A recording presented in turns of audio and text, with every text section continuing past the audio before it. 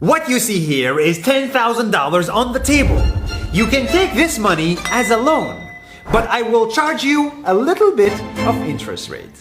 Like most people, you take the money and you go buy a nice car. But in 10 years, it's time to pay me back. And because of interest rates, now you owe me $20,000 and not 10. You will say, I don't have money to give you. And if you don't, I take your car and a piece of your house. This is how debt works. And after 3 years of traveling the world, I noticed that this is exactly what China is doing. For example, take the small island nation of Sri Lanka.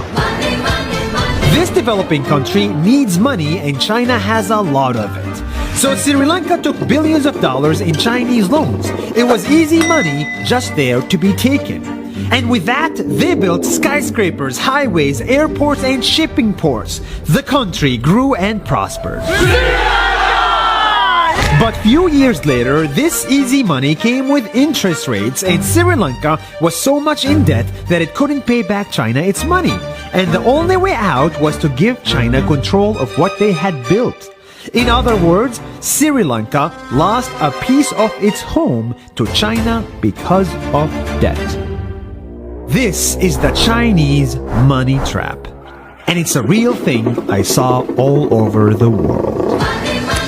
In Papua New Guinea, I saw $2 billion in loans given by the Chinese to build skyscrapers, infrastructures, and ports. But there is no way this remote developing country can pay it back or its interest rate. And the only way out is to give China control of the country. In the Maldives, Pakistan, Malaysia, Laos, Kazakhstan, Mongolia, Egypt, Kenya, and South Africa,